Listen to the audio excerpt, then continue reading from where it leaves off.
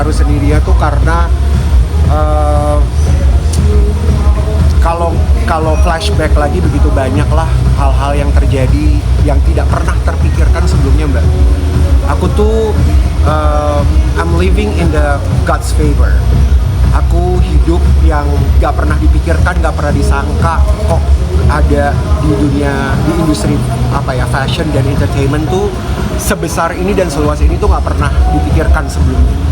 Gak pernah kayak gue gede nanti mau jadi artis ya, gue gede nanti mau jadi desainer, mau jadi fashion stylist, gue gede nanti mau ketemu teman-teman artis yang hebat-hebat. Aku tuh pernah jadi fashion stylist ya Syahrini gitu, siapa yang gak kenal dia? Agnes Mo, aku tuh 4 tahun loh, masing-masing Agnes Mo 4 tahun, Syahrini 4 tahun. Dulu kan aku kerja di belakang panggung, ya kan, di industri fashion kan. Gak pernah kepikiran sampai bisa jadi fashion guru gitu di stasiun televisi, dikenal, oh fashion guru Karen Delano. Terus punya beberapa talk show gitu kan, punya jadi host televisi juga. Gak pernah kepikiran sampai bisa melebar, meruncing sampai to the top tuh gak pernah kayak minta-minta, Tuhan aku jadi artis harus terkenal banget ya, semua orang harus tahu gue gitu. Gak gitu doanya. Aku tuh doanya cuma bilang very simple, God, gue tuh cuma pengen jadi berkat buat banyak orang, terutama buat keluarga, tim, dan orang-orang yang membutuhkan gitu. Maksudnya membutuhkan dari aku gitu, yang memang aku tahu semenjak papa mama nggak ada tahun 2015, my mom left duluan, pulang duluan ke rumah Tuhan, 100 hari kemudian papa. Ketika mereka nggak ada, mereka berdua, itu kan yang paling sedih adalah mereka nggak pernah menyaksikan Karen Delano hari ini. Mereka nggak pernah, aku tuh belum mengajak mereka pergi ke luar negeri, nggak usah luar negeri lah, pergi keluar daerah, ke Bali bareng, itu belum pernah, Mbak. Jadi apa yang disaksikan sama semua orang hari ini tuh nggak pernah jadi nikmat ketika mereka ada di bumi ini gitu. Nah, cuma ketika aku sendiri, aku tuh cuma tahu kayak Tuhan cuma bilang sama aku tuh kalau lo jadi hari ini itu adalah investasi doa yang terbesar yang papa mama pernah berikan ke lo.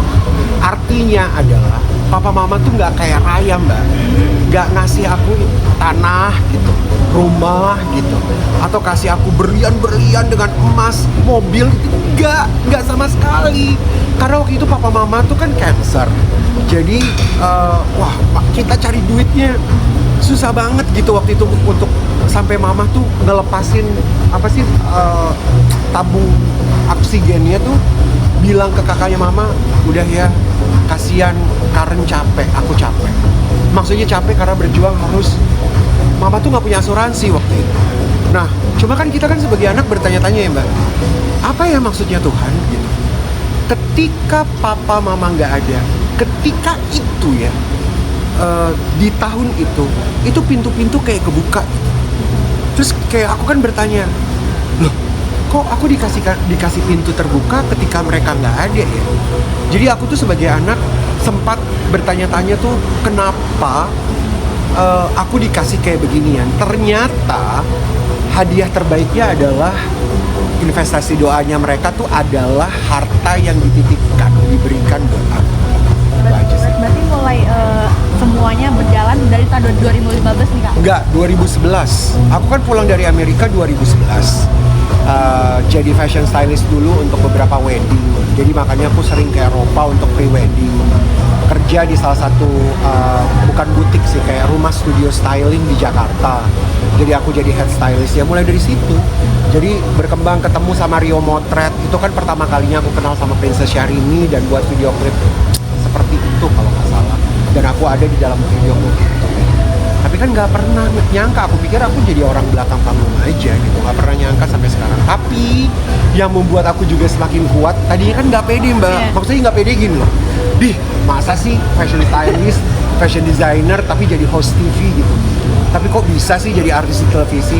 Tapi aku ngelihat, ini terus terang ya, aku tuh yang membuat aku berani karena aku tuh sangat terinspirasi dengan kehadiran Deddy Corbuzier, tau? Kenapa Kak? Karena Deddy Corbuzier itu kan juga bukan host TV, dia kan juga bukan presenter sebenarnya. Dia kan awalnya pesulap. Jadi yang membuat aku berani, oh dia aja pesulap bisa, kenapa gue enggak? Kan profesinya bukan, iya dong, maksudnya bukan pemain film, bukan apa, bukan penyanyi, nggak kayak Agnes Mo gitu. Dedi kan ya Dedi as a pesulap gitu. Nah ketika Deddy Corbuzier besar banget di talk show-nya dia, and I was like, he can do it, I can do it gitu. Maksudnya nggak perlu harus lahir jadi penyanyi, pemain film, terus jadi selebriti. But and again, karena dunia digital sekarang semakin besar, cara kita untuk bisa build personal brand tuh kita bebaskan. Jadi kita bisa lebih dekat lagi sama orang-orang yang senang dan ngikutin journey-nya kita gitu, melalui sosial media. Dari tahun 2011 itu mungkin lika-lika seperti apa sih, kayak pernah mungkin dibayar berapa saat menjadi fashion stylist, kayak pernah nggak dibayar gitu pas kita Nah kalau ini kadang-kadang sombong, karena fashion stylist itu kan kerjanya panjang. Nggak, maksudnya beda aja. Ntar kalau penyanyi, kalau ditanya Nasar lu dulu dibayarnya berapa? Gue dari 150.000 gitu. Tapi kalau fashion stylist ya kita udah nerima lumayannya, bukan gede banget tapi ya 1 juta gitu. Kita mulainya ada yang 500.000, 1 juta, nanti 1.500.000 gitu kan, sampai pada akhirnya bombastis gitu kan, jadi bisa jadi besar, apalagi kalau kerjaannya didapat dari iklan. Jadi kalau iklan kan Agnes Mo sama Princess Syahrini tuh mereka dapat iklan, mereka nggak mau stylistnya orang lain, harus aku gitu kan. Nah itu kita dapat uangnya ya bombastis lah, nggak miliaran juga tapi bombastis lah, maksudnya nggak seperti mereka nyanyi terus kita pakein baju digayain gitu kan, nggak kayak gitu. Nah perjuangannya yang dari bawah adalah ya di sini di industri entertainment ini, maksudnya kan aku kan memulainya karena sebagai host infotainment khusus fashion, dan kan itu cuma seminggu sekali. Terus akhirnya berkembang fashion guru lah, ini dan itu.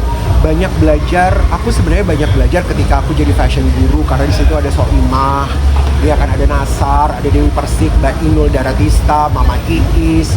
Terus terang, ketika aku masuk di pertelevisian, itu kan sebenarnya agak kontra sama industri fashion.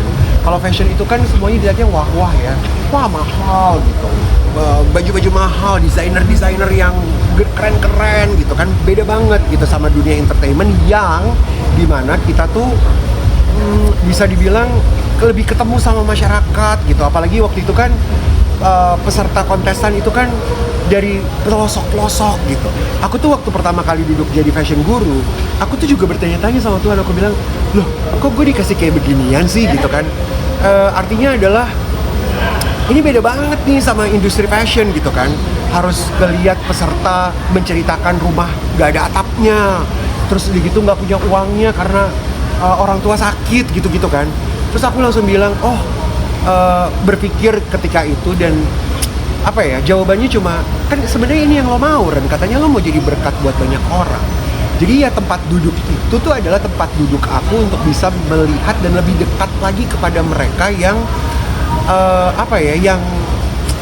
yang membutuhkan gitu. Jadi lebih dekat lagi sama masyarakat atau netizen yang nggak bisa ketemu begini melalui sosial media tuh, atau melalui waktu aku jadi fashion guru itu lebih deket banget sama mereka. Jadi aku ngerasa industri entertainment tuh ternyata enaknya adalah kita bisa ketemu begitu banyak karakter atau latar belakang manusia gitu sih. Tapi Kak Karen sendiri punya kayak formula gak sih untuk menuju kesuksesan, apalagi sekarang namanya Kak Karen udah besar kan, ada formulanya percaya diri aja mas. Aku tuh adalah orang yang nggak mau dengerin kata orang apa. Banyak orang yang nggak suka pasti. Kita nggak bisa ngelihat banyak orang yang suka. Banyak orang yang pasti nggak suka. Ketika aku tahu atau aku denger, selama mereka ngasih kepokan miliaran rupiah, maksudnya tidak membiayai hidup saya yang berjuang, cari uang sendiri, bayar pulsa, bayar listrik, bayar rumah, semua sendiri. Ya aku jalan lurus aja sendiri sesuai dengan kata hati. Selama aku tahu aku tidak menyakiti orang-orang secara purposely atau secara sengaja. mudah-mudahan walaupun kadang-kadang suka takut pakai sosial media, takutnya salah ngomong, takutnya salah dandan, takutnya salah begini, ada mbak momen-momennya aku tuh yang aduh, apa jangan-jangan gue begini ya, aduh jangan-jangan begini nanti orang lain begini. Karena aku kan punya acara pagi-pagi kan. Nah di pagi-pagi itu pertama kali itu terciptakan, aku tuh 1 tahun gak pede loh. Sama sekali. Kenapa aku gak pede?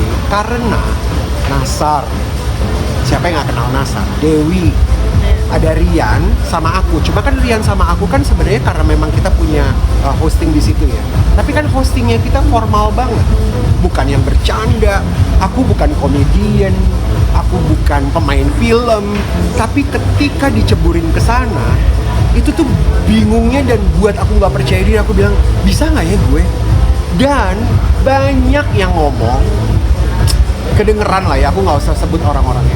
Tapi banyak yang bilang kenapa harus Karen Delano di situ? Itu posisi aku ya. Kan banyak tuh teman-teman yang mungkin lebih pantas untuk posisi aku gitu. Tapi yang again ya, aku langsung misteri Tuhan tuh nggak tahu. Dan akhirnya acara itu bisa 4 tahun sampai dengan hari ini dan nggak tergantikan gitu. Nah dari acara pagi itu, morning show setiap hari, itu yang membentuk aku untuk semakin percaya diri. Formulanya apa? Percaya diri itu pertama. Kedua, mau seapapun perasaan kita, hati kita, pikiran kita kayak apa, aku cuma bisa bersandar sama Tuhan aja. Teman-teman Berdoa aja. Kita kan udah berubah kalau yang mau reality Oke. sekarang, soalnya kalau misalnya ada pertanyaan lagi Oke, mau mulai. sang reality